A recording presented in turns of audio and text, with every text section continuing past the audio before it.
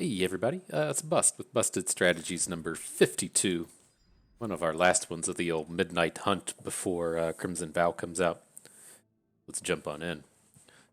And so yeah, as we said in the last one, kind of my idea going forward here is on the old YouTube. I want to get about four of these out a week. These just kind of really more in-depth draft videos where I try hard through the draft portion and the recap portion, and then try not to embarrass myself in the in the gameplay. And then on the weekends, on Saturday and Sunday, I'm looking to just stream consistently with whatever is current. And so, gonna look to do Crimson Vow this upcoming weekend. That would be like the, I don't know, 11th or so, and then the following weekend stream it as well. And then from that point forward, just kind of whatever is current. Just happens that Magic is current at this point, but when the new Runeterra set comes out, we'll draft a bit of it, and then if we want to move into Storybook Brawl or whatever, just whatever kind of draft game is current and exciting at the moment is what we plan on streaming. But onto the draft here. Not a really strong first pack. There's no removal spells. Not a huge fan of any of the uncommons. That just I don't like to start off drafting black red. I like to draft an Esper color, and then if we have to play red or green, let one of those kind of fall to us once we see what's open. And so I don't really like starting with these aggressive black uncommons or just an actual red card in the ambusher. So I'm just looking towards either the Falcon Abomination or the Ecstatic Awakener. And I think the Falcon Abomination is just better. It plays well towards a lot of the decks that I actually like, whether or not that's more the aggressively oriented zombies or blue-black flyers or blue-white flyers. It plays fantastically in all of them. Just the zombie generation is quite nice. But interesting here. As I said in the previous pack, I don't really like going all in on these cards kind of early, but there is Slogurk. He's not super powerful in terms of rares, I should say. I mean, we're pretty happy with a 3/3 trample for 3 in this format, and then just has all of this text that just says upside on it. And so he's certainly capable in this format, and this is at least the kind of pack where in the previous one I wasn't willing to take like a Galvanic Overload, whatever that fork card is called, or wasn't willing to take a black-red centric card. I think I'm okay with Slogurk here, because we just aren't really missing out on anything. Like Dreadhound is one of the better, late game finishers, but we can play Nightmare Amalgams, or we can play things along those lines. But I think something like Slogurk probably not going to come around too frequently. And so ideally, we would be waiting until like pick 6 or pick 7 and being like, oh shit, that's a Shadow Bee sighting, or like, oh man, that's a Root Coil Creeper at pick 7. Maybe we'll look to draft blue green today. And so Slogurk was a bit early. I don't want to really feel like we have to draft blue green, because we most certainly don't. But if that's where we land, it'll give us a bit of power. But with this one, happy enough to draft the Gale Drifter. Just a pretty, good start in terms of 2 high-quality flyers. Looking pretty strong. Nothing is really looking table able in this pack. I don't think we'll get a flip the switch back. The uncommon and rare are pretty trashy. Mystic Skull's garbage, and so I would say this is where you end up with like a Howl of the Hunt and a Blood Pact right at the very end. Okay, not a particularly strong pack. The blue cards aren't really playable. I think Dissipate is just straight worse than Flip the Switch, and so I'm not particularly interested in it. There's no green cards, and so could look at our boy Festival Crasher here, but we aren't quite assembling a Festival Crasher deck. He's really looking for like startles and bounce spells coming out of blue, and that's just not where we're at. So I'm just going to come in with the Siege Zombie. His best friend Falcon Abomination is already here, and so we can look to assemble blue-black, even if even if we've drafted it too much here frequently. Oh, ooh, see, that's the kind of Root Coil Creeper we're looking to pick up. Having him just show up at pick 5, like I said, like pick 5, pick 6, pick 7, you're seeing Root Coil Creepers, or you're seeing Shadow Beast sightings. Then by all means draft green. I just don't like taking these at pick 2 like we had to with Slogurk. And so I do suspect that blue-green will be open. we'll give it a shot. I look at like three distinct strategies of blue green. I'll just try to touch on them real quickly. There's the self mill deck where you're trying to use um, the eccentric farmers and the like to put cards in your graveyard and get value out of the flashbacks. There's the ramp deck with Root Coil Creeper and Unblinking Eye to ramp out Shadow Beast sightings, and then there is the really like tempo aggro deck where you're looking to find Winterthorn blessings and then be ultimately pretty aggressive.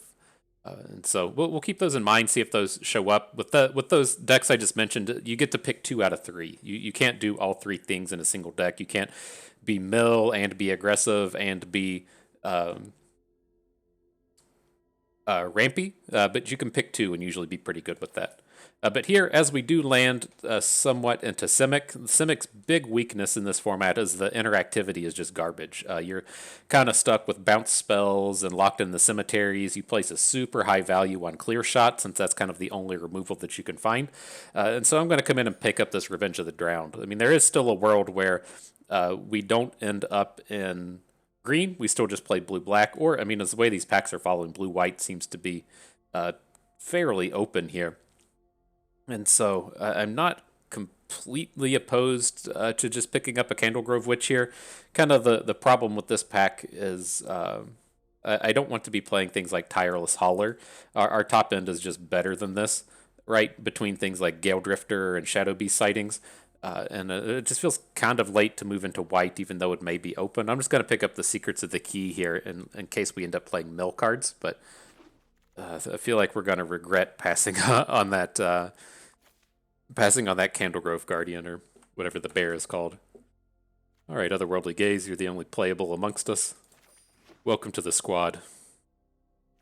Okay, then we got ourselves a Bounding Wolf. Not particularly interested in it.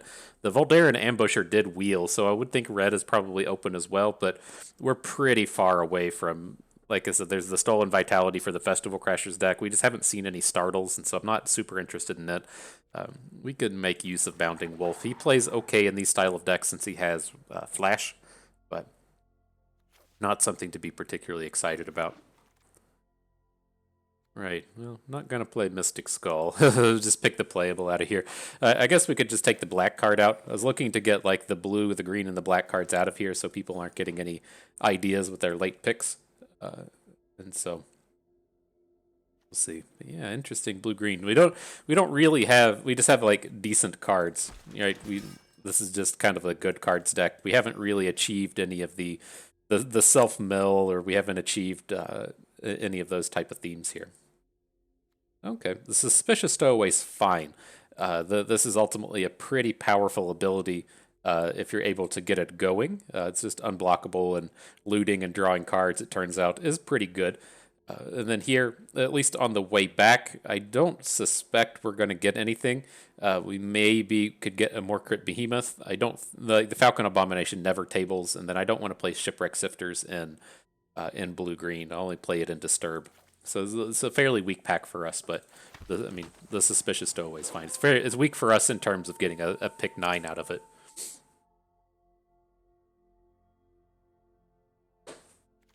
Okay. Well, as I get adjusted, I can see that there's an Organ Hoarder in here, which we're going to be happy enough to pick up. This is one of the more premier units in blue-green.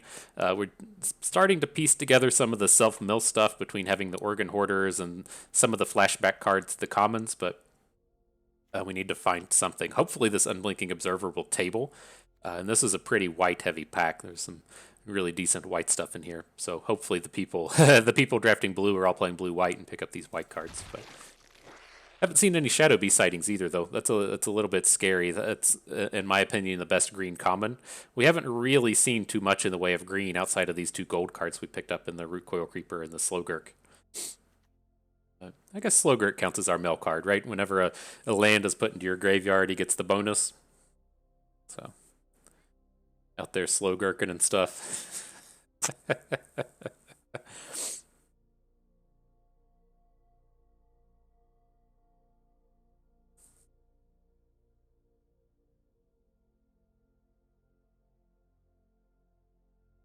Right. right, so yeah, I think we're probably pretty well locked into blue-green. I would have considered, like, if we opened a big blue-black card, I would have considered just kind of switching into black perhaps, but it doesn't seem like that's going to be the case here. I don't think we play hostile hostiles, right? Sacrifice a creature, put a counter on it. There's 3 counters, you get a dude. And this actually untaps itself. As much as we bitch about Heirloom Mirror and the things like the Transform artifact that just stay tapped, Hostile untaps itself. It's so weird to me that they put that ability on this but left it off of the other ones. But nonetheless, this pack is pretty garbage. We're really just stuck with a larder zombie here. I don't think we're looking to jump... Oh, I guess we're taking a siege zombie. I was going to say, I don't think we're looking to jump into black. But, I mean, our green is horrible here. I guess I'm not super opposed that we didn't get that larder zombie. It's just, like, if I'm playing blue-black, I like to really just be starting out with removal spells. But I don't know what the deal with these super clicks is in this damn game.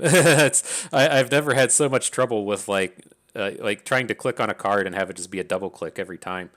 It's pretty effing annoying if you, if you ask me. But here, another pretty weak set of cards. We can't support Ominous Roost, and so Flip the Switch is going to be it. Ideally, like having picked up all of these like zombie generation cards, we would come across like a larder zombie, and we'd pick up a Scab Wrangler would be a good one. We don't have too much usage of these go wide strategies other than these siege zombies that we have no intention of playing. Let's see, get the Flip the Switch over here. These packs are so bad. What is this? It's just like we're pick 5, a rare, 2 uncommons, and a common missing. Trying to think if we're just getting the worst of it, or if these are just kind of a weaker set of cards. I think we just kind of stuck with the Unblinking Observer. Again, I don't really intend to draft black. Ideally, we would have picked that larder zombie over the siege zombie, but as we kind of talked about the variety of blue-green decks, it's like we have some of the ramp pieces, but we don't have any Shadow Beast sightings. We have some of the mill pieces, but we don't have any of the payoff. And it's just the kind of tempo-y stuff we certainly don't have. But let's add in this larder zombie. Let's see if we can't course correct a bit in pack 3. Right, we're just gonna be done with pack 2. Say F this pack. Nothing's happening here. Just a bunch of garbage going on. And so fix this for pack 3. But all right, Revenge of the Drowned number 2. They at least are a little bit sort of cheaper in terms of we tend to play a bunch of like Unblinking Observers in this style of deck, but kind of weak overall. Pick up the Path to the Festival. I didn't mention, but this deck can splash pretty easily. Like Root Coil Creeper taps for any color of mana. Path to the Festival can get us any color of land. If we pick up things like Jack-o'-lantern, just milling it to the graveyard and then being able to play it for mana. It's very easy for us to get a splash out of this. Here, yeah, these are all garbage. I'm not gonna play the Shipwreck Sifters. I guess we can add the Component Collector. We aren't looking like the.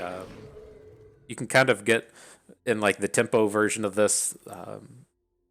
You can have a bunch of the flyers, right, with a bunch of Gale Drifters and Falcon Abominations, but we're pretty far away from that as well. Asking a lot out of pack 3 here. Asking a lot.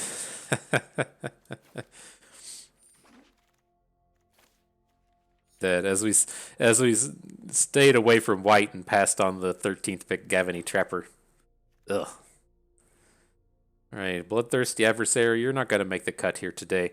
You're really just looking at the Organ Hoarder. Love to find some Shadow Beast sightings. Like, that's the problem I love to run into with this deck, is where we've drafted like 2 Organ Hoarders and 4 Shadow Beast sightings, and then we just have to find like something to do, like some way to make all the 4 drops work. It's just weird when all the cards don't come together. Alrighty, well, there's a Croaking Counterpart. We don't have any like real combos for it outside of, say, something like Slowgurk, which I guess is probably good enough. If we pick up like an Eccentric Farmer or something along the way, I would feel a little bit better about it, but not feeling particularly good about anything happening here. There's that. I think we're just looking at Geistwave now. We can pretty quickly just narrow this down to the blue and the green cards. I guess I'd look for like a defense trade as well, but Geistwave is the only playable blue-green card here. Man, this one has just been a disaster. Burly Breaker is going to have to be fine. We're going to have to kind of count on some big boys to come in and close out these games. Get our our next unblinking observer with no spells to ramp. Brutal. I don't think we ever play multiple Candlelit Cavalries though. I don't think we want to play the Dawnheart Rejuvenator either. We're not going to play a third color. So let's just pick up the Observer. Maybe we could high roll something here and spike some Shadow Beast sightings at pick 7 and pick 8, but this is painful. Duel for Dominance is fine. It's at least a decent removal spell. We definitely got some problems here. Take these Siege Zombies out. Think there's anything in the sideboard. Not really. It's like I'm kind of interested in Howl of the Hunt just to have a combat trick. Don't get me wrong, Howl of the Hunt's not very good, but we do occasionally find ourselves in this space as to where we just need a combat trick, and it just has to be the one to do it. Here, like, just I gotta make as many sad noises as I can because none of this is just happening. Let's pick up the Silver Bolt. Yeah, this has just been a bit of a failure. Add in secrets, or the consider. Whew. Looking to play component collectors. 14 creatures. Okay. Well, this is pretty close to being what the deck would be. I'm really just kind of looking to take out the likes of consider and the sort of kind of card advantage. After the festival can come out as well. We didn't pick up a third color. Not happy about playing Silver Bolts, but kind of is what it is at this point.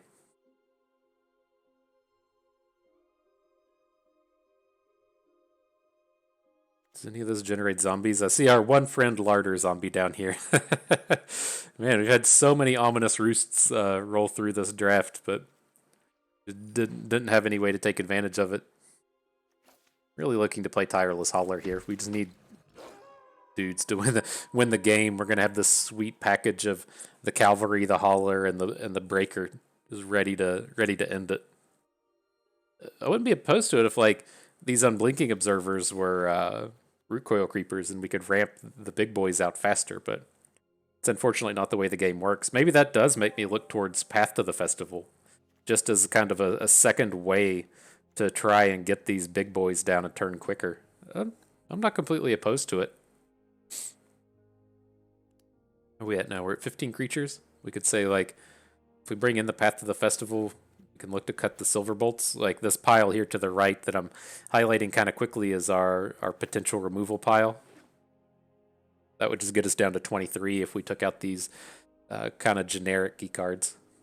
We did pick up a combat trick in the Might of the Old Ways, so we aren't stuck playing. We aren't stuck playing Howl of the Hunt. Candlelit Cavalries times 3. That's how you do it, right? That's how you do it. Just get those big boys out there. Okay. So, I mean, yeah. Ideally, Secret to the Key can sit in the board. I don't think any of these sideboard cards are going to make the cut. No. Okay, so we can get that out of here. So, I mean, yeah. I'm good to take out the Silver Bolts. Like, I don't like it. If we're going to be real, we're not playing 3 Candlelit Cavalries. Probably just playing 1. 3 5-drops is going to have to be enough. That does make me, again, feel okay about playing Path to the Festival. I do kind of like this idea of being able to slightly ramp into our big boys, and that is just going to be our thing, so to speak. So I think those all look okay. Revenge of the Drowns are staying. Croaking Counterpart, I mean, we have some good targets, right? We can copy Root Coil Creeper, we can copy the Suspicious Stowaway, and then I think that's it, right? So we have, and Slowgurk. So we have 3 copies for it, and then whatever our opponent is doing, we can look to counter that as well. So it's okay. I'm not like jazzed about it, but it might have a place here. I think it's probably going to go. I was thinking I had a reason to want some of these like flashback cards. Root Coil Creeper was the reason, right? Because he can get cards out of exile. But if we're going to be real, we're never going to get back a counterpart or a Secrets of the Key. So I think we're safe to just pull some of these out. I'm really looking to pull out the Consider the Gaze and the Secrets. But I'm trying to convince myself that we can play 16 land and keep one of those, since we have a bunch of ramp cards, but we can't do that in the 5-drop special. I think we just gotta let all of these go. Finch of the Drown, flip the switch can stay. Counterpart, okay. Something like that. I think that's it. I think that's it, squad. All right. All right, let's get to it. Let's see if we can't make this ramp thing happen.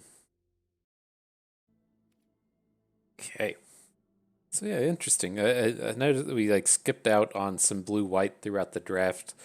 That was kind of whatever. It's like my thing is with white decks is always I don't want to be playing white unless we've got the good uncommons. Like that's what really pushes me into white. I don't like playing these white decks where it's like, oh, we picked up, some like Gavany Tokeners and a Tapper and a Candlegrove Witch, and we don't have any of like the real raw power. Don't feel like we missed anything there. I don't think we saw a black removal spell throughout the entirety of the draft, and so that was kind of odd. I think we kind of like landed in the right place. It was just we didn't see any Shadow Beast sightings the whole way, and I think that was probably a function of them just not being opened, and not so much that blue green wasn't open. Like I think this deck would be like a completely different story if we just had like 2 Shadow Beast sightings in it. We weren't trying to play the Burly Breaker ramp deck. No blocks. This is he did it for us. I was gonna say this is at least like a decent sequence for us in terms of being able to not play any cards on our turn, and then just flash the Bounding Wolf into play. That's what we're going to be looking to add. Maybe we'll get him with the Bounding Wolf. Comes the thunder, my man. The Lunark Veteran. We had some nice discussions on the Lunark Veteran on the stream over the weekend. I never liked it. I've never enjoyed this card, and people let me know that this was the it's apparently like the number 2 win rate common in the format, and so I just don't think it's any good. It's not. I shouldn't say that. It's not that I don't think it's any good. I just don't think that it doesn't. I don't like cards that don't play well early and don't play well late, and it doesn't play well late. And so if you look at a card like Lambolt Harrier, it's a bear. It's decent in the early game, and then in the late game it does the tap abilities, like or the can't block abilities. I like stuff like that. I don't like dudes like Lunark Veteran that are much more really good early, really horrible late.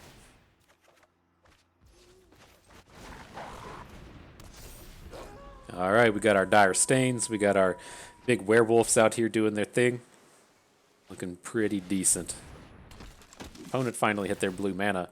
Curious if they try to play like a Larder Zombie to flip it back to day. Yeah. We are still exceptionally far ahead. And it's a pretty decent spot to just flip it back to night anyways. Right, we don't care that much about the Falcon Abomination or the Unblinking Observer. I guess we could add them both so that we could start using our Larder Zombie. But oh, hang on. Our guy's just gonna die. Oh, he's not Covenant. That's okay. I was going on autopilot. This isn't nearly as good as I'd like it to be. Which is this? 2. We kill both. Okay, that's fine. I thought we weren't going to get both of his units.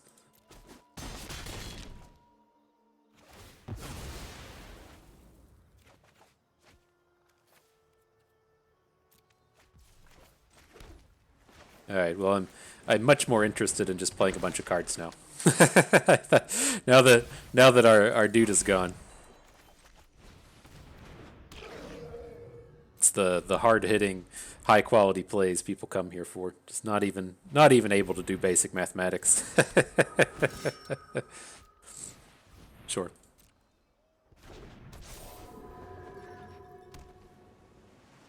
Still looking pretty good. I mean, he's out of cards, so he has 1. That's essentially out of cards.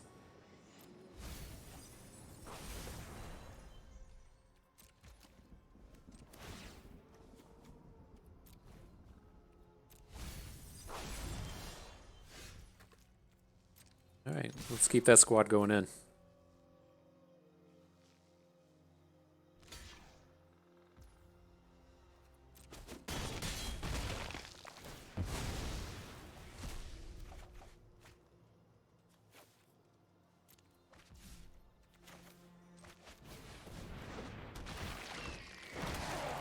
Alright, and that should be strong enough. We still have this flip the switch I would like to use before it's dead. So I was going to say I'll try and counter literally anything. And then if that doesn't pan out, we can still Geist Wave or Duel for Dominance or something this turn. All kinds of good stuff that we can be doing out here.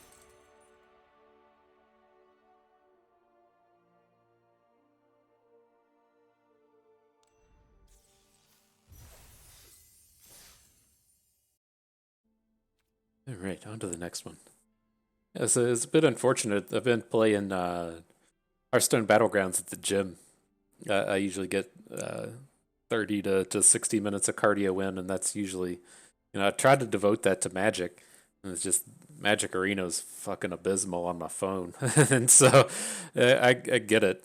There's a lot of stuff on the screen. The games like Hearthstone and Runeterra specifically limit the amount of stuff you can put on the board because it does just get ridiculous on a phone, but it wasn't even so much the controls of the board that made it upsetting as much as it was the as much as it was your having to like click through all of the phases and that being miserable. But where that was going was like I'm really wanting to try and hit Mythic before Crimson Vow comes out. I was feeling pretty good about it before I realized that the new cards came out a week earlier than I expected. But this has potential to be horrible. I was really worried in terms of why he was stopping to read our Root Coil Creeper, because we actually have the ramp draw, but this is like very brittle here. That was pretty unfortunate we didn't draw a land. Like, as long as we hit a land next turn, it's still okay, but has me a little worried. I want to get our big boys down. All right, there's the land. Here's the Tireless Hauler.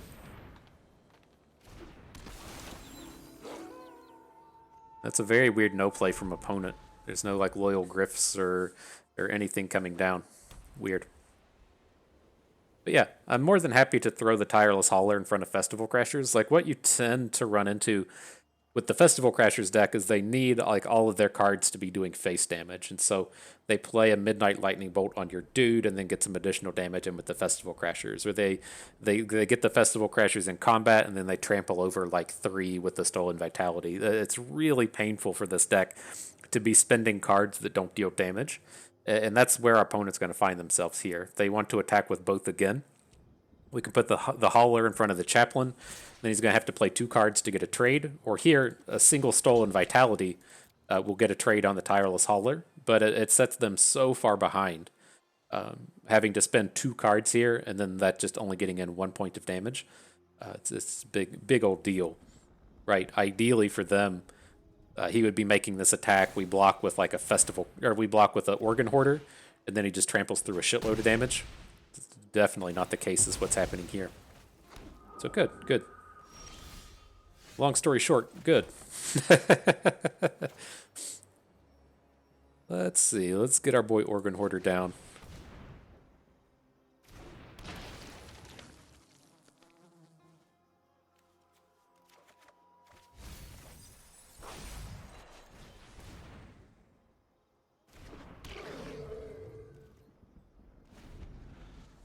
Seems like he had a spell of some sort. I mean, it was pausing, but maybe not.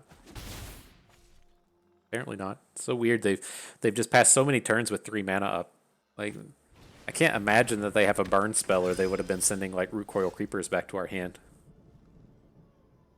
We've only got 7 mana. I was looking to Revenge of the Drowned, this Odric's Outrider. I think this is still fine.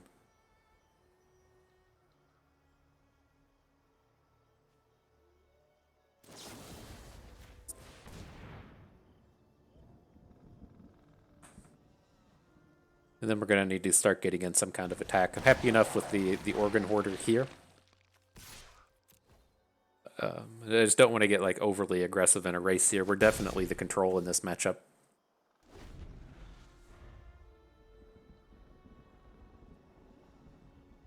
the Outrider on top. I'm just gonna flip it.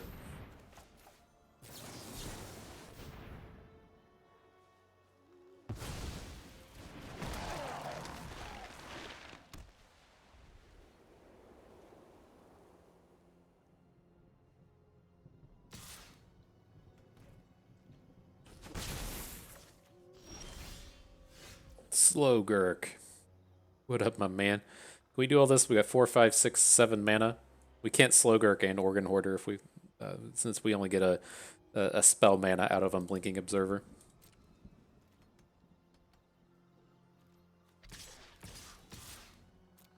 Let's bring him in. A flipped Chaplain of Alms is actually kind of scary for us. I'm a little bit surprised that he hasn't just thrown out a block to try to replay it.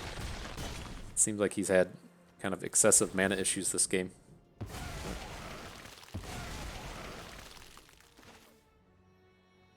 Alright, we'll keep spending all the mana we can.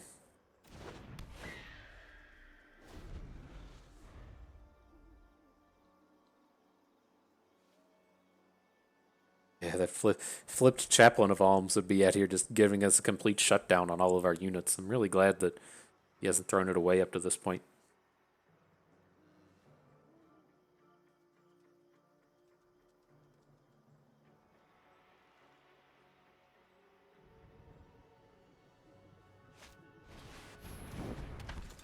There's the real deal of the unit. Ugh. We don't have any of these high octane cards in our deck. We aren't doing cool stuff with Duelcraft trainers.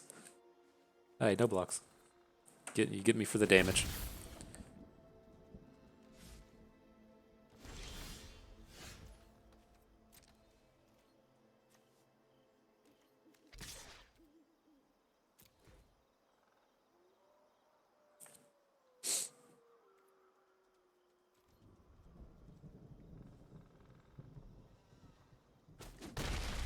Thinking on it real good, doesn't go for it.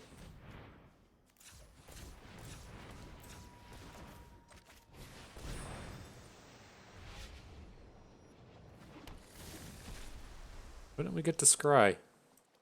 I mean, I didn't bother reading the card, but... Oh, you gotta have multiple basic land types. Okay, gotcha.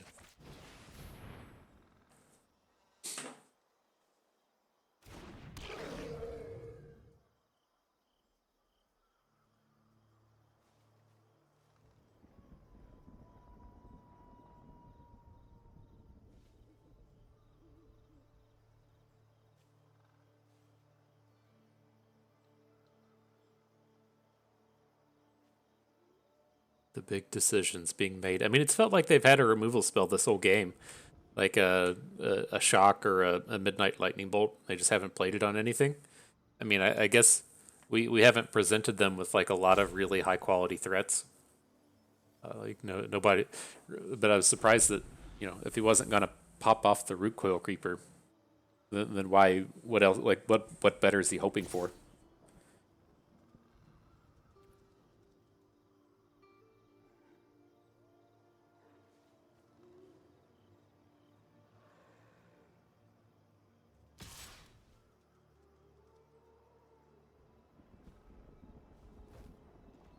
All right. We're getting like to the point to where I feel like we're kind of like supremely far ahead, but we have these plays to where it's kind of like we would call it like don't lose until you win, and it feels like we're getting to the edge of where he's got like a lunar rush or something that he's going to be able to expel us out with, and getting a little bit worried in that sense, but we don't currently have the wins in our hand. We need to try and pick up a bounce spell or something. We should be able to go for it next turn, though. I guess, My big worry here would be that he plays a bunch of combat tricks on this flying creature, and then Duelcraft traders it to double strike us to the face. So I want to start off with the Organ Hoarder. I want to see if we can't find a Geist Wave or something. Just any bounce spell. Nope, we can find a bunch of land. Slogurk's upset that those didn't come down. But I'd rather get the Falcon Abomination down, right? That seems to me like the only way we're going to lose this game is if he like Lunar rushes this flying token for 5 or 6 or whatever, and then gives it double strike with Dual Craft Trainer.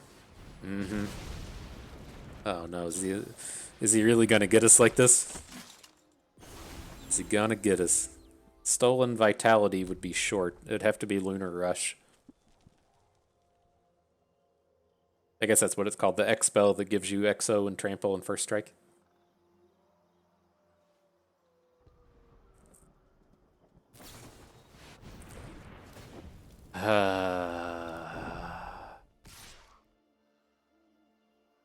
Well, we played to it. I mean, we knew it was there. I mean, I guess we could have gotten by without attacking with the Gale Drifter, but I'm curious if he was just holding that Cathartic Pyre the entire game. That's the one that like really gets me. Is he just holding the Pyre the entire game and had the discipline to not run it, or if that was top deck somewhere there at the end.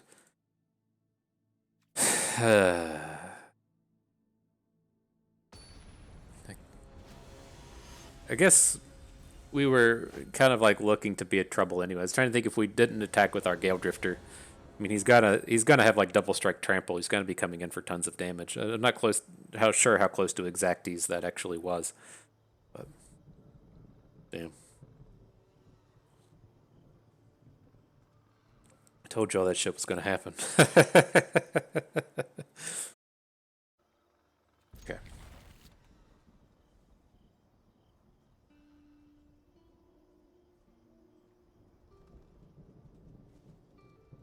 Be like, this bust got dumb. He can't even do basic math. It's like, I can tell you, I have some strengths. I have a non-zero number of strengths. I told you how that game was going to go.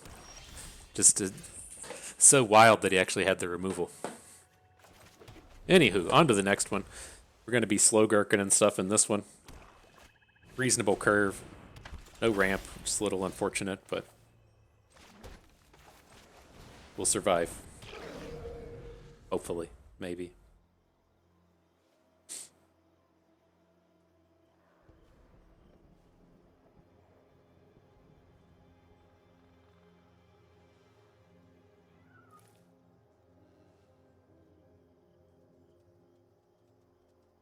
The big decisions being made right now as we speak.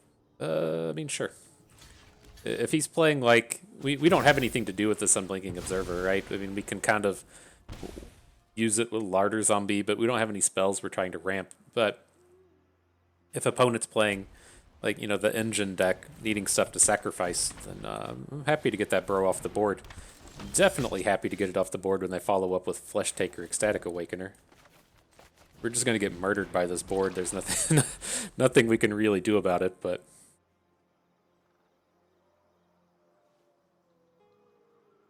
I think we're looking at like taking 3, playing a forest, getting the Larder Zombie down, and then just trying to duel for dominance one of them away. So much for that.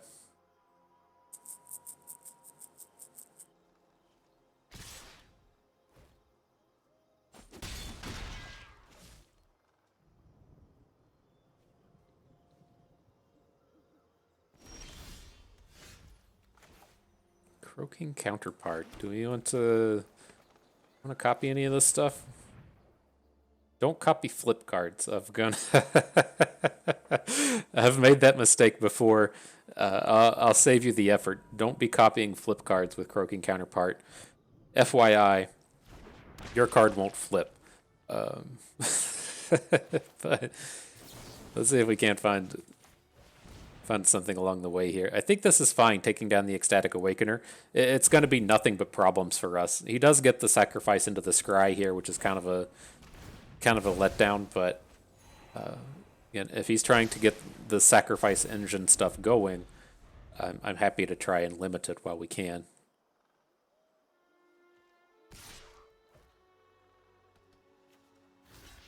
Sure. This is what we discovered in the last video to be the covetous counterpart or whatever that. I absolutely think the card is miserable, but people still play it. in terms of the thing that comes down and kills something that was dealt damage. Jadar, like why would anyone ever want this artwork? It's too hard to see, and now that like I stare at it more, it's just kind of got some kind of like creepy ass looking cat in it that looks like it's missing hair. Ooh, I don't know. I don't know why I can't just get a shiny border on my larder zombie. That's all. That's all I ask for. You can take so much of my money, Wizards, if you quit doing stuff like this, Jadar, and then just put shiny borders on larder zombie.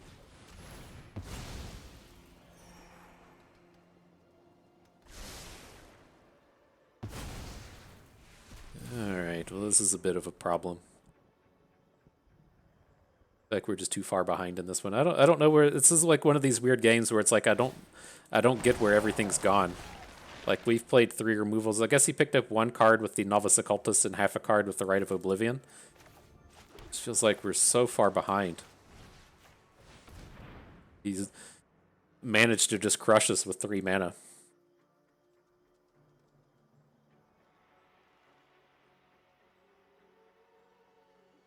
But I mean, he actually has a good deck, though, right? We're playing a deck. The intent is to ramp into wherever he got exiled to. Ramp into Tireless Hauler, and this dude has the full engine, right? The premier removal, the good white black doubled removal. He has Jadar and Flesh Taker. We were just asking for a Shadow Beast sighting. So that's all I need. That's all I need, game. 1 Shadow Beast sighting. Oh, hang on. The blockers. Block. Can't block the Flesh Taker. And we'll collect our free look at the top. No. This is Burly Breakers how we're going to win this game.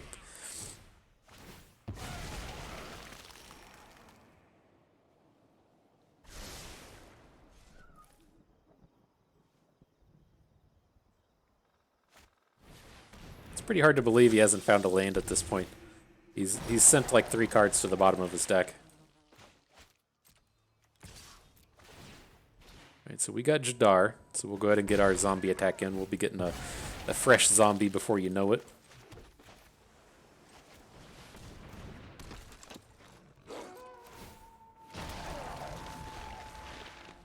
Such a better looking card as if it's just a frog. Yeah, I tell you, this was the misplay of the game, getting this hideous ass skin attached to your card. Not sure why anyone would pay money for that. People sticking around for the new to the Magic, people that didn't follow us as we played Runeterra. I do know a thing or two about the pay to win lifestyle and spending excessive money on cosmetics just for the purpose of enhancing our pay to winness. I can assure you, I could be the foremost expert in the pay to win arena in terms of understanding how to make the cosmetics work the most for you. Foremost expert, leading expert of the field. All right, let's mill out this island. All right, so let's take a peek at how this Burly Breaker attack looks. If he could block it with like Flesh Taker, Arrogant Outlaw, which seems good.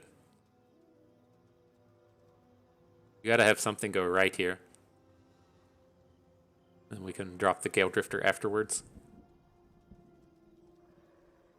Is this like, even if we just wait a turn, it just gets 2 health? That doesn't seem like a winning play. I'll take the Outlaw Flesh Taker if you offer it up.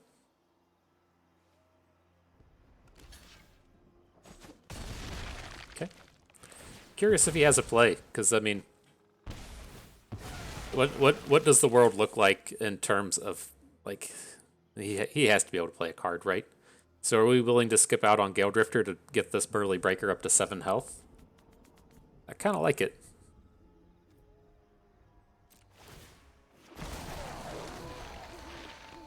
Should be pretty tough for him to flip down 2, right? Put 2 cards down.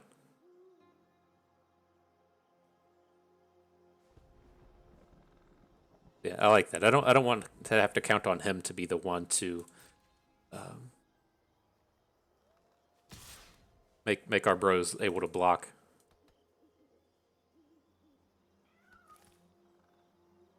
Still don't quite understand what he's making these weird attacks for. But I mean, if he wants to spend his turn playing Flare of Faith onto our Larder Zombie, I'm kind of okay with it. There's clearly shenanigans afoot here. I mean, maybe he's just looking for the scry. Okay.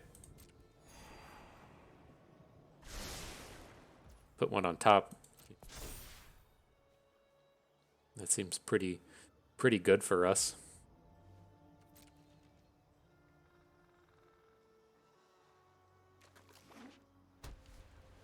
Hey, he's got the land.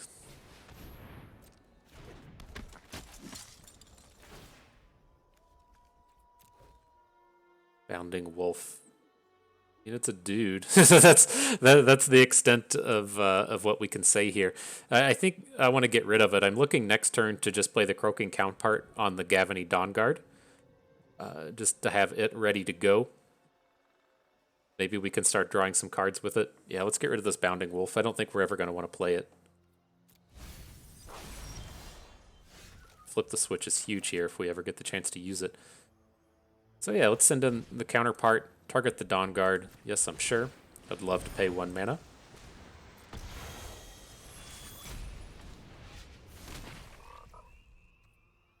Now, he has to do a lot of blocking. Oh shit, we should have attacked with our little zombie as well. But he has to do a lot of blocking if he wants to take this thing down. I like this. I like how this looks. I don't like missing the attack with our zombie, but otherwise, it's fine.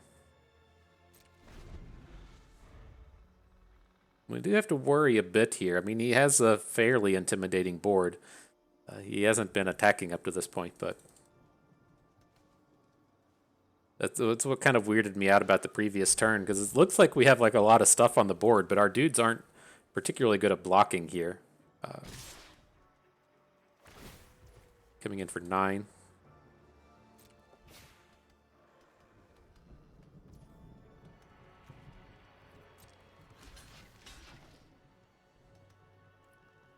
Okay, I think that's going to be safe enough. If he needs to have like Flare of Faith and another Arrogant Outlaw for that to be a lethal. Okay.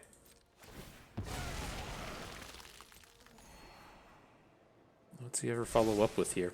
I mean, he can't pop our Dire Stain. I guess there's cards that would let him do it, but the word 3 is huge. Arrogant Outlaw, okay.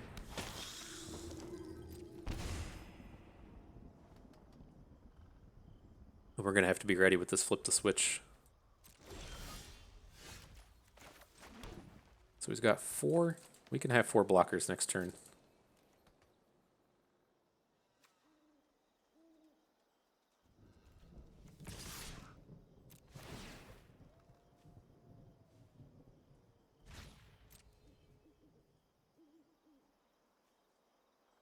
I would assume that he just takes this and tries to win the game next turn. Nope.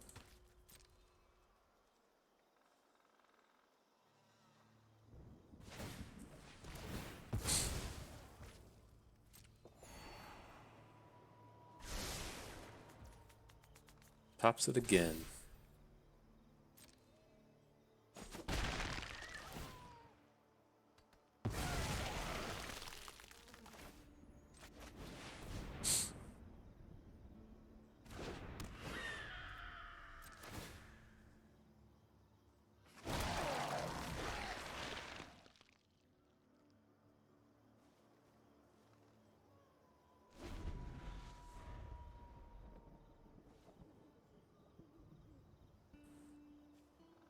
Getting close.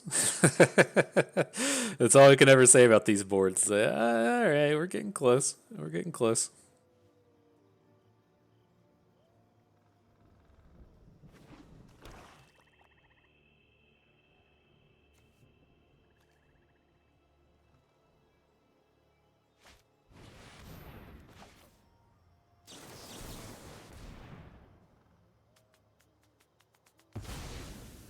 Digraph Horde is supremely scary. Give him way too much width.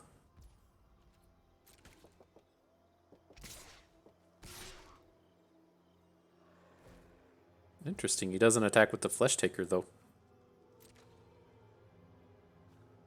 Are we ever close to 12 next turn? So, say he blocks, he has to block the Dire Stain with Flesh Taker. Then we're looking at like 1, 2, 3, 4, 5, 6, 7, 8, 9 damage. Not close enough. But would we rather give up this rando frog as opposed to... Well, this block is good, though.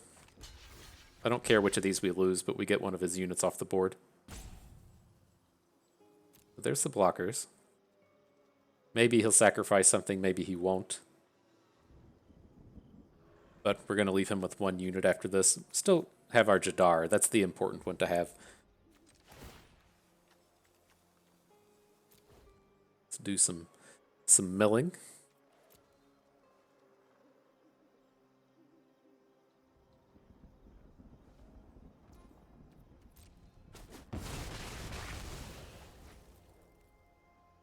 Interesting. He kills off the little frog.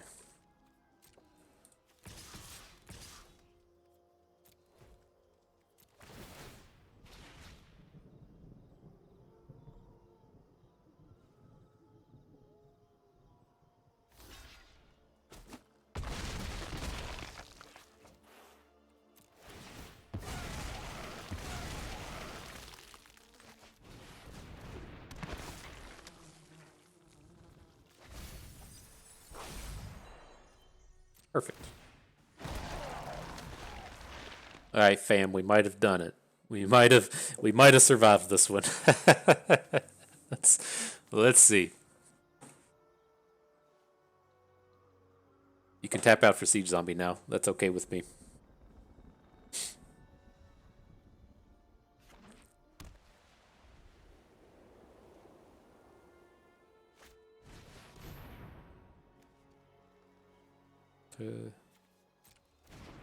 Is that what takes down our Dire Stain?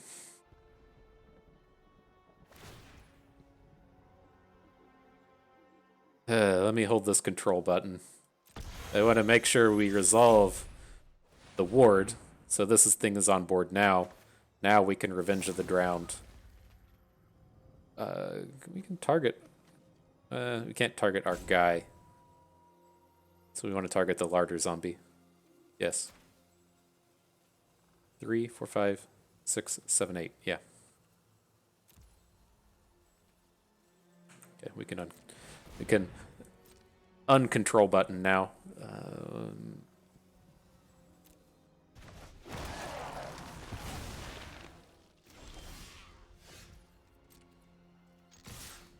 That's an 8. Boom. Oof.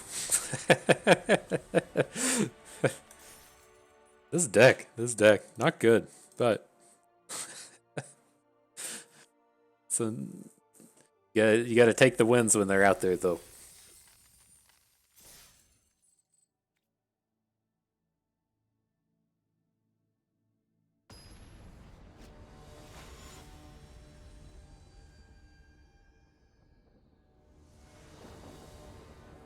All right, Julius Light. Let's see what happens here. All right. Well, we got our thing, right? We got our Root Coil Creeper to ramp into stuff. And so the theme is here. The theme is here. Opponent mulligans. That's on theme for our deck as well. You got to balance out the luck, right? We had shit luck in the draft, and so our opponent should have to mulligan every game, just to keep it fair.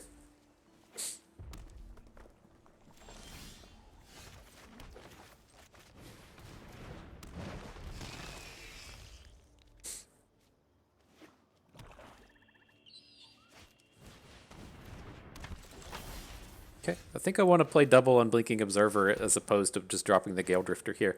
They seem like they should be a little bit more interactive with a black-red deck than just trying to get the Gale Drifter down, right? We're not out here trying to race this guy.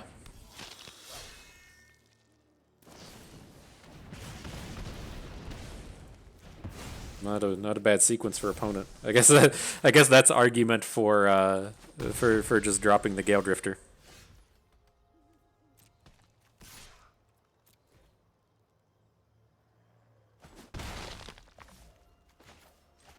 Make me look a fool.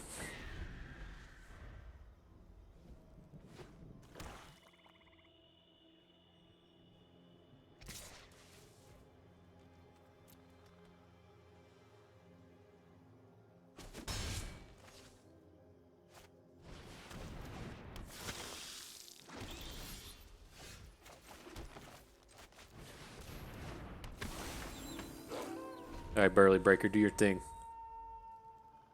Probably not long for this world. I'm wondering if we should just play like Candlelit Cavalry first, but I kind of feel like they're just going to do the same thing. Whereas the Burly Breaker might make them tap out here, whereas the Candlelit Cavalry, they might be able to say, like, say their plays defense straight, then if they're going to defend straight, they may not have any more plays this turn, but yeah.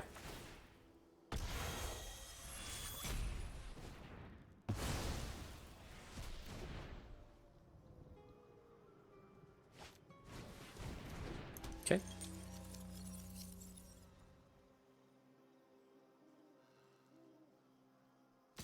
Bringing some of that heat, absolutely.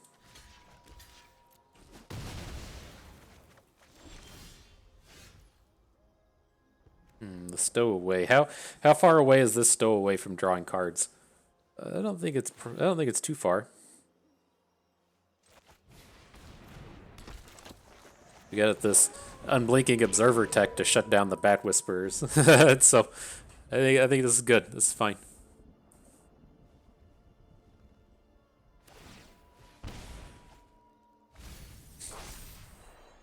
He milled a Dreadhound. Discarded a land and then milled Dreadhound.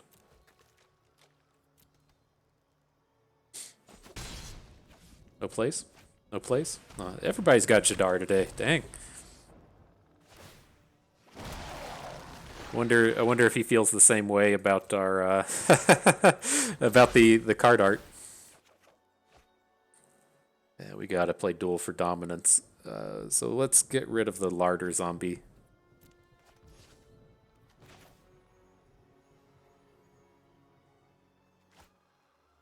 We do all this? 2, 3. We don't have the manas to both Duel for Dominance and Candlelit Cavalry. Let's let him get one, I guess.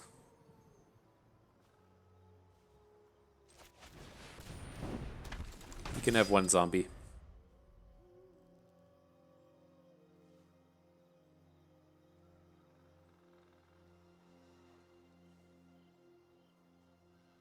Gives us the Coven as well, so we can do like trample stuff next turn.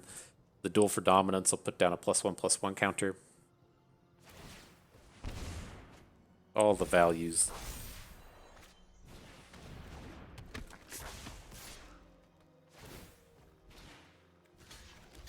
Okay.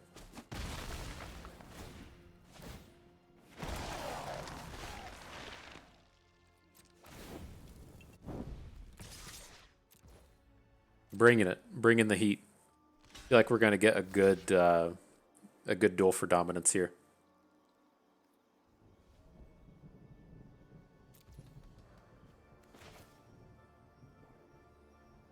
Do we want to tap one of these for a blue? I think we could tap an Unblinking Observer.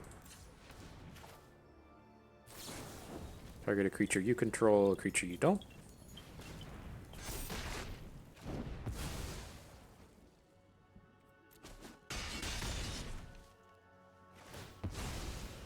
There's our loot. Not a good one, but it's okay. We don't have to draw that land next turn now. So his Heirloom Mirror is going to go active this turn. He'll get the Demon, but the Demon's tapped. We talked about that in the draft with the hostile. I believe you just tapped your land wrong. He doesn't have any swamps to play as Eaten Alive with now.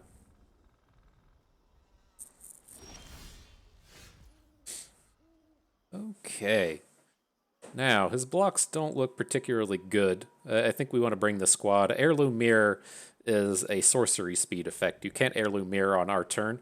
I feel like he probably just fucked everything up there, unless, like, the only card in hand would be like a shock. Okay, comes the squad.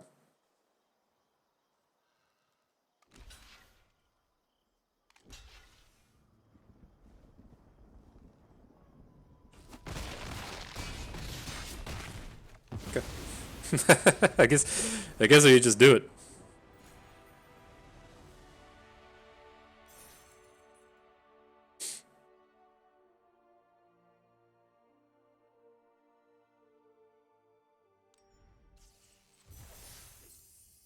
Look at that, 3 wins. Oh man, if we get this one up to 4 wins plus, talk about a win. Oh my gosh. Oh my gosh, I feel good about that. 4 wins plus with this guy.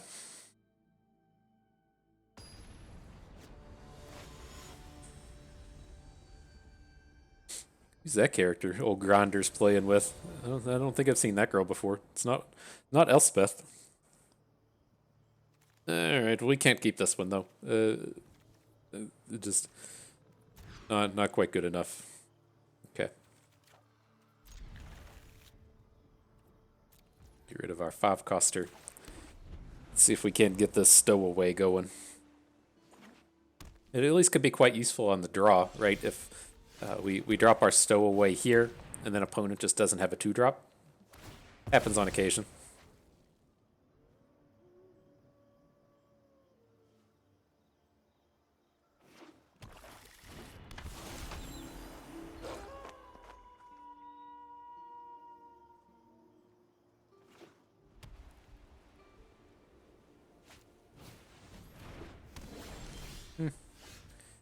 Not ideal, but not the worst. Alright, Slowgurk, show him all the rares. We got our rares draw this game. I'm feeling good. Feeling good. Okay.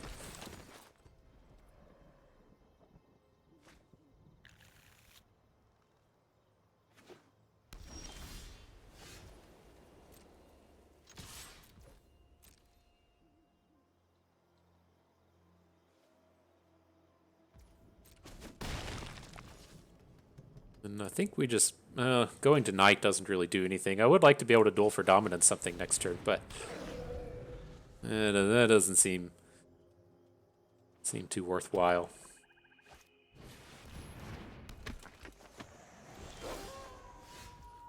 We are covened now, which is kind of cool, but what do you do when this thing comes blocked? Each creature blocking gets -1. Okay.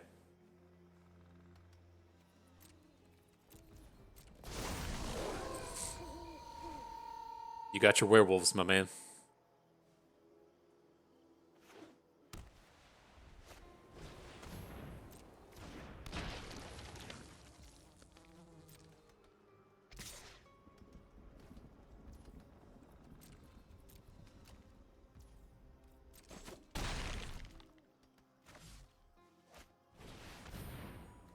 Party captain. Huh, okay. I thought that was just going to be like a flip on the ambitious farmhand, but okay.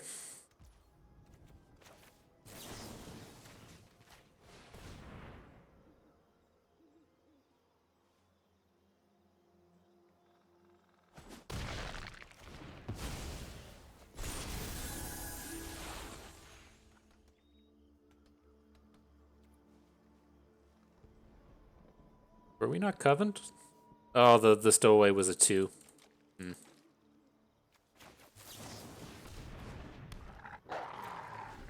Alright, well, we might just have to come out here and throw away Slowgurk. Things aren't happening in terms of drawing land. I was hoping we get to boost him up a bit, and well, that doesn't seem worthwhile. Right, he's going to become a 2/2.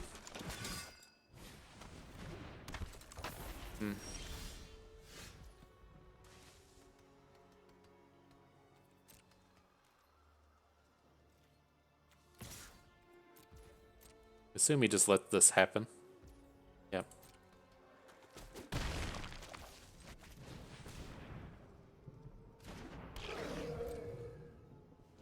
Alright, well maybe we'll surprise get him with this Might of the Old Ways this turn. I love a surprise get him.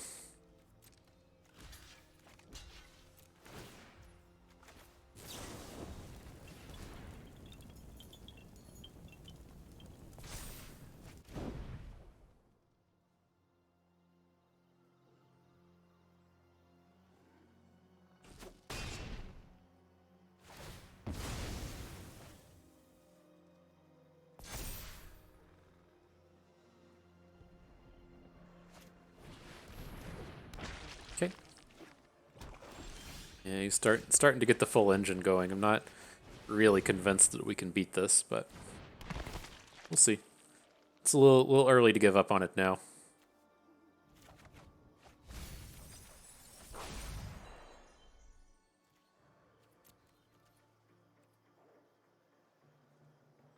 Maybe not. This is never happening. Let's be real. That game is sub 1%er.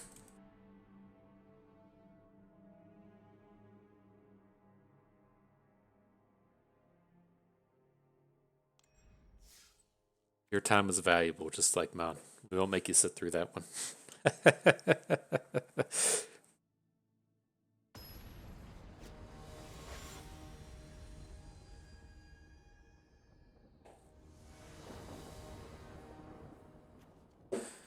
Alrighty, well, got our big ramp hand again. All about it.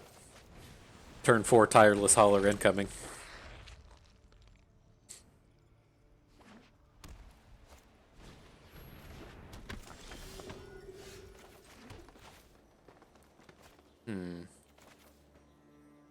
Let's get the stowaway down. We can't get the tireless hauler down till turn 4 no matter what happens, and so if opponent just doesn't have a draw here, it's huge.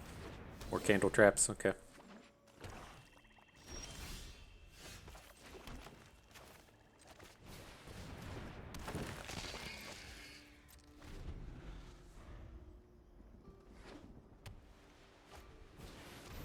Adeline, okay.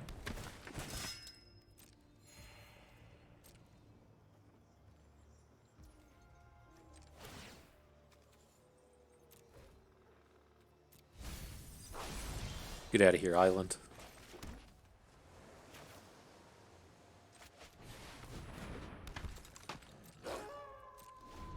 Wonder if he attacks. That's pretty scary if he attacks. it says, what up? I got a flare of faith in hand. Just FYI.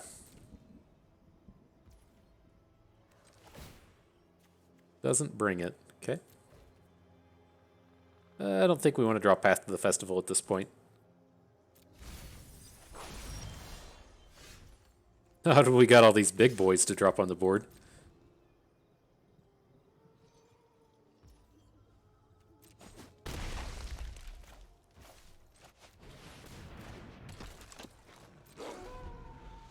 The biggest of boys bringing all the thunder. Look out.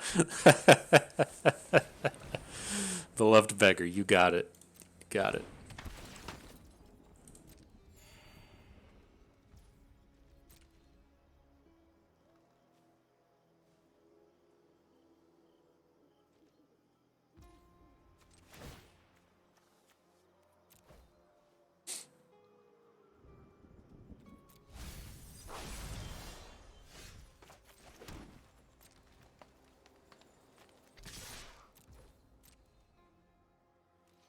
Here comes the hammer.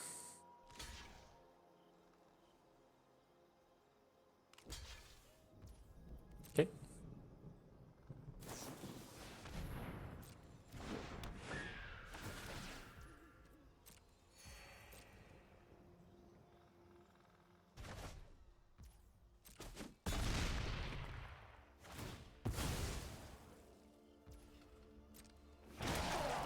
Alright, he just did a bunch of stuff. Don't really care about any of it.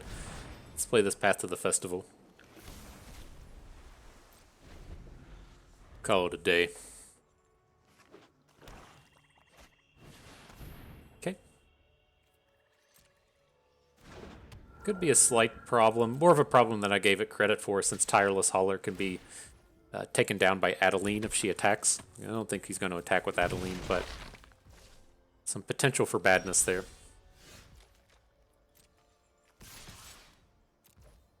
His blocks here still don't look particularly good. I mean, if he wants to throw Adeline in front of a Tireless Hauler and we get a good duel for dominance, then that would be pretty sweet. But doesn't look like that's going to be the case. And I think I'm more worried about the Generous Soul than I am worried about Adeline. And so I'm just going to go ahead and take it down. We have a Coven. That's always nice. Creature you control, creature you don't.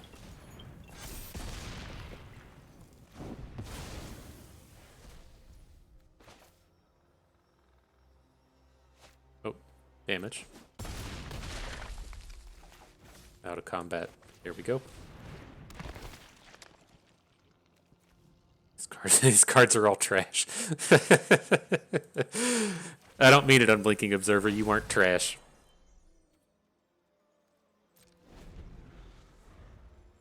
You're going to do very strong things this game.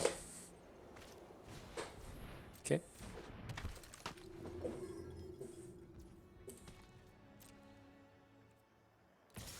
Bringing in the Griff, huh?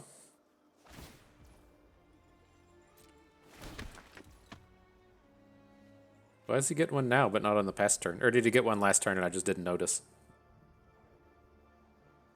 Maybe I just didn't notice last turn.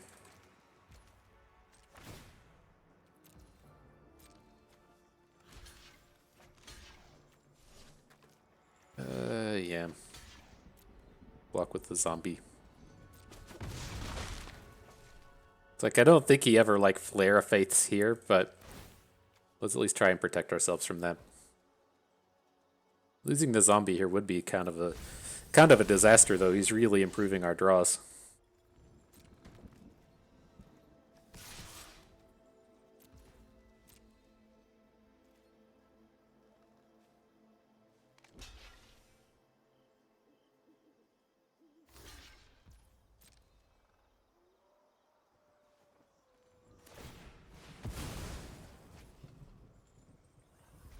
Okay.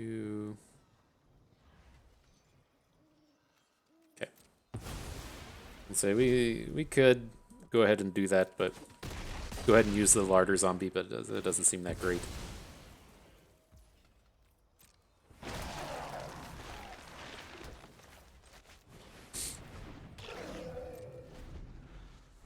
Maybe we should have just left the Observer behind, since it would have flipped both our Breaker and our Hauler.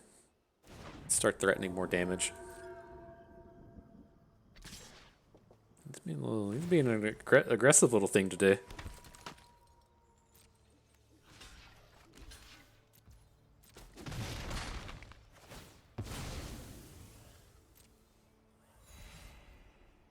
So he's only got 2 blockers. If we hit with everything, it'd be 2, 4, 5, 6, 7. I think we still have time. We can try and push for this next turn.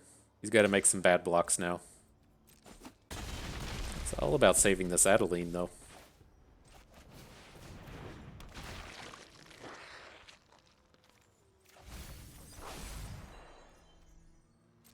Okay. That should be enough to do it with the Revenge of the Drowned. Feel pretty good now. Okay. So heck yeah, take this thing to 4 wins.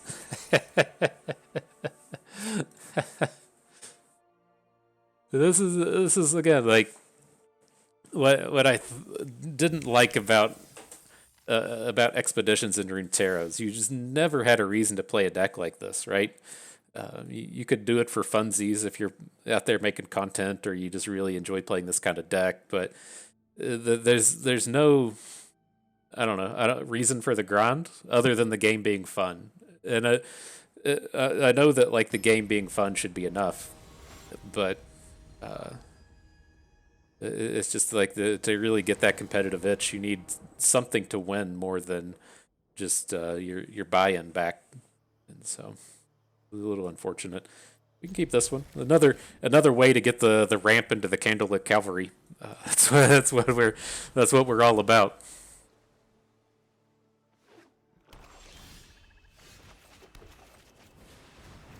Again, there's a world opponent doesn't have a 2-drop. That's huge for us if we get to come out and just draw a card.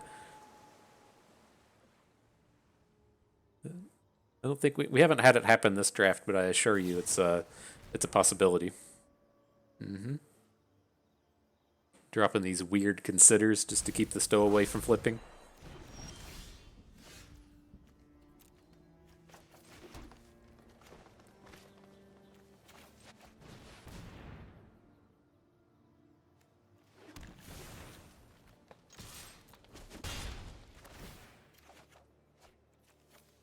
Okay.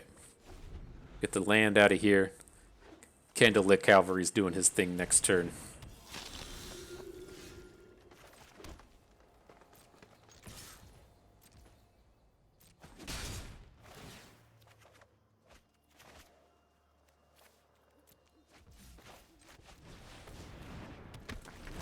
Oh, boom. Big time ramps. Oh shit. Oh shit. Look out, my man. We're doing the big time ramps today.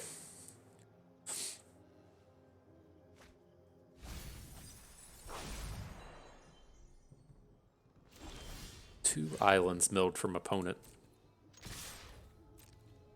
And double block? Nope.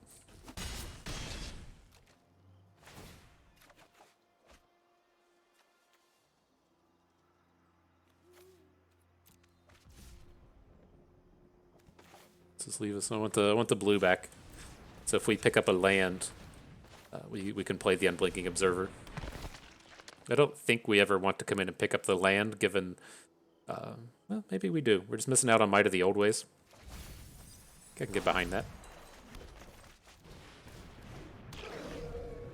We got tons of stuff to do with this mana. I think it's okay. And the Unblinking Observer is a reasonably strong attacker on this board. The fuck is going on here? What is this ever? A Nebelgast? Okay. Nebelgast Intruder is what makes sense. So if he like takes down the Organ Hoarder, loses his Outlaw, then we still just have good attacks next turn? The fuck? No startles? What? I was happy just to have him like spend mana, get card advantage, and have no answer to Candlelit Cavalry. That's what I was kind of thinking of on that turn, right? He's stuck at 4 mana. He's not doing anything. Like, what is this Rotten Reunion? So weird. So weird.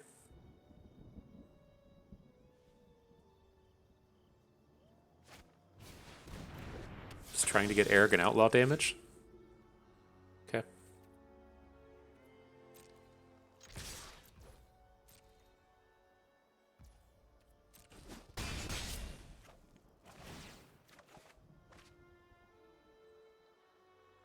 It's a little unfortunate. I would like to both Bounding Wolf and Revenge of the Drowned, but we don't have the mana to do it.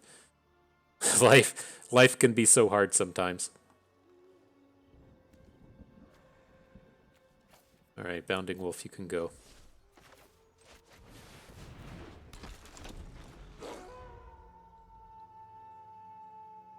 But yeah, it seems like opponents hurting for mana. I know that like they considered away a mana, they Organ Hoarded away 2 mana. And so the kind of fault is their own. But kind of the same thing with this turn as the previous one. If they want to like swing, kind of okay with blocking, do it with the Tireless Hauler, because we're so close to lethal next turn if he takes the units off the board.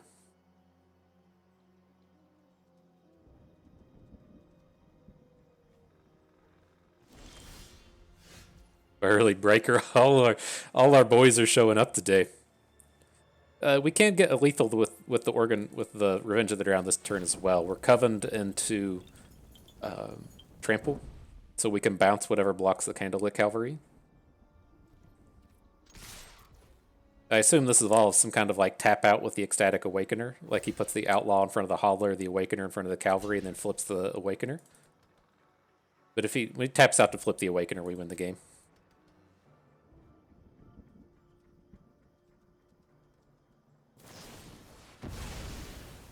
That does not do what you wanted. I assure you, that does not do what you wanted. GG. All right, plat one. We're getting there. We're getting close to our mythics.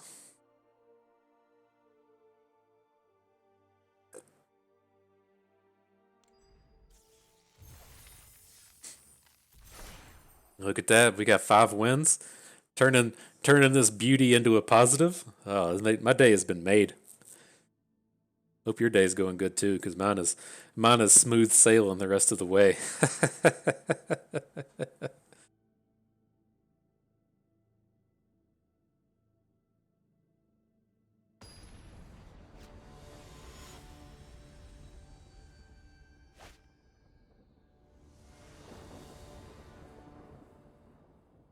You know, it's from such amazing highs to such amazing lows. We can't keep that one. It doesn't do anything.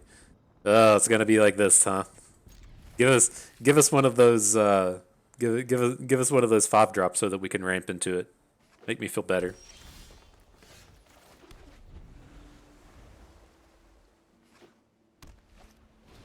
I want to feel better, game. Uh-oh. Oh, that's not good.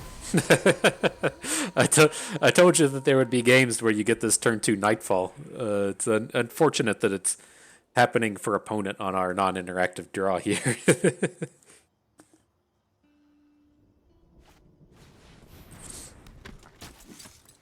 Okay. Oh boy.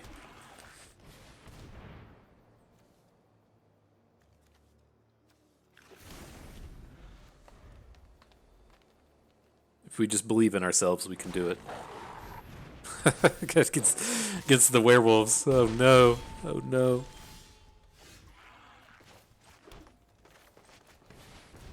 We,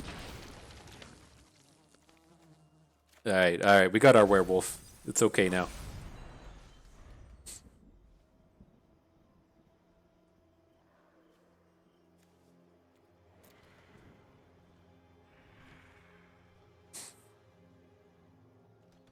Block. You gotta snap it off there before the attack is done. That's how you dodge the combat tricks. Oh, we're gonna get murdered by a flare faith here. Oh, even worse. Even worse. Okay. Okay. Well, that was a fast one. Oh, that was fun. That was fun. That was definitely a victorious trial. Not in terms of 7 wins, but in terms of fun and taking a deck well beyond its expectations. Good stuff. Good stuff. I like that one. So let's get this one pulled up. We'll talk about it just a little bit more. Okay, and so yeah, it's not as easy to see up here as I would like, but it gets the job done. And so yeah, as we touched on in the draft, when it comes to drafting Simic, you have three different things that you're looking towards, right? You're looking towards the ramp deck, where you're going to use Unblinking Observer. You're going to use Root Coil Creeper to burst out Shadow Beast sightings, right? Turn 3 Shadow Beast sightings, really tough for a lot of decks to deal with, and then where the Unblinking Observer kind of falls off in the late game, it's still useful in terms of flashing back your Shadow Beast sightings. And so that's deck number one. Deck number two would be these kind of like really tempo aggressive style decks, to where you're using Winterthorn Blessing as the key card, and then you just have a bunch of aggressively based units, and the frost breath tap kind of things for the +1/+1 counters is enough to chunk through a lot of combats. And so that would be deck number two. Deck number three would be the self mill deck, to where you're using the mushroom, and you're using eccentric farmer and organ hoarders to mill a bunch of cards in your deck, and then you're trying to um, usually just get a bunch of card advantage out of those. And so usually, 2 out of these 3 decks you can pull off, and they merge pretty well together. Doesn't matter which 2 of the 3 you land on, uh, because it's just as long as you pick 2 of the 3 and really focus on your themes on that, it tends to be okay. And so if you're trying to say do the ramp Shadow Beast sighting deck and pair in with with the tempo deck, then that's good, right? You have all of these like 2 power, 2 cost units between Root Coil Creeper and Unblinking Observer. Getting down a turn 3 Shadow Beast sighting is pretty aggressive, but then even if the Shadow Beast sightings don't fall, having this ramp and having these early game aggressive units and interacting with your opponent with the taps and the frostbites and the cheap bounce spells all works pretty good. And so then if you don't have the aggressive cards, so you have the mill cards like we have here, you can still look to say mill away a Shadow Beast sighting, and then you have these Unblinking Observers to help you get them back in on the later game. And so it's just kind of a pick two thing. As far as this deck goes, we were in the ramp. We had the 3 Unblinking Observers and the Root Coil Creepers. We just didn't see any Shadow Beast sightings, which is effing weird, but is what it is. And then we were kind of in the self-mill piece of this as to where we had the Slowgurk, we had the Organ Hoarders, but we didn't have we had the larger zombie as well, but we didn't have the capabilities to be like all in on it as in terms of we didn't see an eccentric farmer, we didn't see a mushroom miller, we didn't see any of the Shadow Beast sightings or March of the Ants, just like the cards that you would expect to show up and things to turn up pretty late just did not do so. And so what this deck turned into is like, well, if we have the pieces of the ramp deck, then how can we at least still do something with this? Like, if we're not ramping into Shadow Beast sightings, what can we ramp into? And that was where these, the kind of the Path to the Festivals came in. And this is, not a good deck. I'm not out here being like, shit, yeah, go impress your friends at Friday Night Magic with this Path to the Festival ramp deck that you've just assembled. But this is a pretty good indicator of like, hey, what can I do when shit goes wrong, right? Things are kind of going okay. We got half of the cards we need, but at the end of the day, the stuff we really need isn't showing up in the Shadow Beast sightings. That's like the glue that really ties the deck completely together. Just not here. And how are we going to deal with that?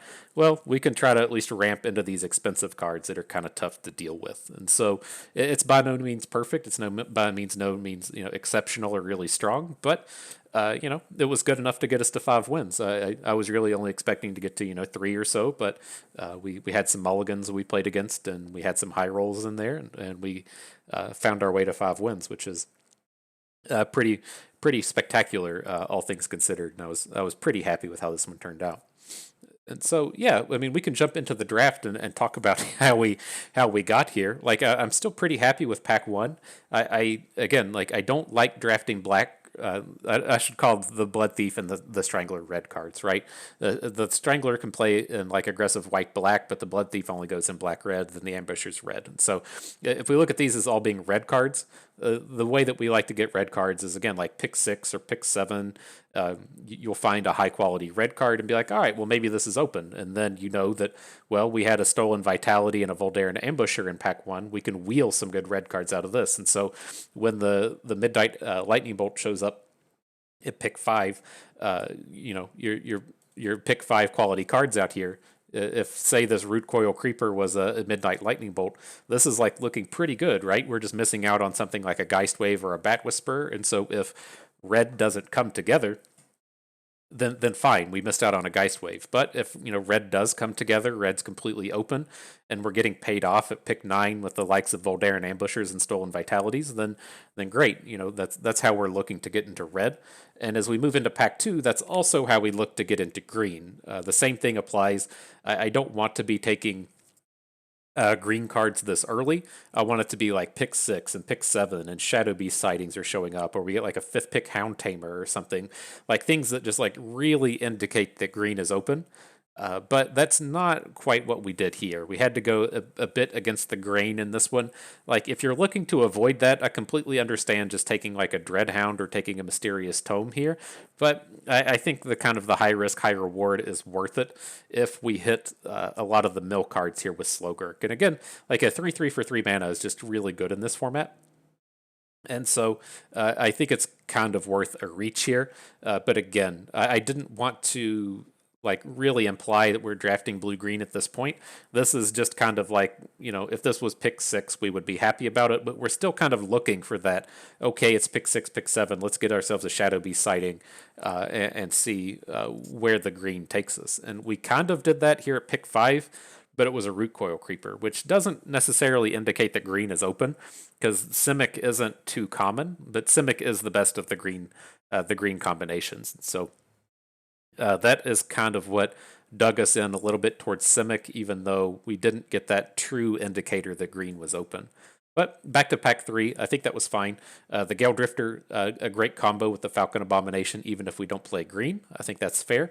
Pack 4, we are conceding that maybe we aren't playing green, so the Siege Zombie is fine. We already have one zombie generator with a flyer. The curve of Siege Zombie, Falcon Abomination, Gale Drifter is quite good. More than happy to snatch him up here. We talked about the Creeper at 5. Pick 6, Revenge of the Drowned is easy. I could see a world where we would want the Harvest-Tide Sentry, but if that was like a Winterthorn Blessing instead of a Root Coil Creeper, then we would be more interested in it. The Sentry plays quite well in the tempo-based blue-green deck, doesn't play so well in the ramp deck or the self-mill deck. You really want to be in the tempo deck if you're playing Sentries. And here, nothing too interesting. We talked a lot about this Candlegrove Witch. It's again, like, we haven't seen anything to like really indicate that white is open. I want to have our our whatever, like the farmhand that draws the planes and dualcraft trainers. I want to have that kind of shit before I start taking Candlegrove Witches, but I could definitely see it here because we like so rarely play Secrets of the Key. And blue-white is probably where we could have ended up in here, but it's just this like blue deck that doesn't have enough flyers getting paired up with like Candlegrove Witches, and it just doesn't seem like it's going to be particularly interesting. But I mean, you are taking Bounding Wolves, and so we could certainly do better than that. Nothing else too interesting throughout pack 1. There's nothing to say, hey, green is super open. Candlelit Cavalry is not a good signal. But the 14th pick Flare Faith is a pretty good indicator that white is open to the right and probably open 2 to the right. And so it would have been like, I think if we would have drafted blue-white here, we probably would have gotten abused in pack 2. I wouldn't be surprised if the guy like right downstream of us or right nearby us is playing white, but we would have probably reaped the rewards in pack 3. Flare Faith has no business being a 14th pick card. But here, the Suspicious Stowaway is fine. The downside to not playing blue-white is cards like Shipwreck Sifters, when they table, we can't actually use them. I don't think it did here. It did here, but I was going to say, we usually land with the Component Collector, but that is one of the big perks of trying to play blue-white, is you can get the Shipwreck Sifters very late. Pick 2, Organ Hoarder is pretty fair. Pick 3, Siege Zombie. I meant to take the Larder Zombie here with this one. This one was a bit of an oopsie, but man, if we were taking the white cards, I think we would still take the Organ Hoarder here. We would have an Odrix Outrider at pick 3, Loyal Griff at pick 4. Oh man, Gavany Trapper at 5. I think that Gavany Trapper wheeled up like pick 14, pick 13. Yeah. And Party Captain, white was so open. We still land on Revenge of the Drowned. Nothing here. Shipwreck Sifters would be okay. And then, so I mean, that's kind of the thing with it, though, right? One of my problems with blue whites is the Odrix Outrider is fine. Loyal Griff it's good, but it's just a Windrake in this format. It's not spectacular. We aren't seeing any of like the super high powered white cards, and so it gets us kind of in the same spot as to where we see this deck that it just feels like it's a 3 winner, and so I don't know. The risk reward in blue green is much higher, I think. But yeah, we probably should have looked at that. That pick 14 Flare Faith said we're drafting white. Expected a weak pack 2, even though that's not what happened. And then look into pack 3 to really reap the rewards of playing blue white. I'm curious what the white cards look like through here. I think it was just kind of like a fairly bad open in terms of blue white in pack 3, but it should have been pretty decent for us. Common taken out, no white cards. We're not seeing any of the good white cards. The pack 2 white cards were just better than the pack 3 ones. That was odd. We would have gotten kind of abused in pack 3, but I don't think we missed out on too much. Yeah, seeing like the 7th pick Flare of Faith, the 8th pick Cathar Commando, just a fairly weak white open in pack 3. But, it worked out okay here. I was glad that we at least came up with some kind of strategy to piece together with the blue-green, even if the ramp thing here was not that spectacular. But nonetheless, that was good. That worked out well. So let's claim the prize. Go on with our day. Let's see here. We have uncovered the uncovered the knowledge that we didn't know with the gems. You get 40 gems for a mythic, which that to me also it's kind of dumb. If you're to the stage to where like 20 gems for a rare is like fairly meaningless, right? If we get, what do we get? We got 5 wins in this draft, so we got 4 packs. So that's going to be like 80 gems of packs after you've already completed the entirety of the set. Like that's just not a big reward. But that was going with like, I think mythics are at a rate of 1 in 6 to a rare, and it's like you're just getting double the gems for what is like 1 in 6 in rarity. So, not surprised that it's skewed towards wizards, but it would be nice if there was some kind of more reward for you to completely finish the set than than collecting 100 gems. All right, but that is going to do it for us today. Hope you all learned how to ramp just a little bit better. Maybe learned a thing or two along the way. Had a good time watching. This is Bust, and we thank you for being here.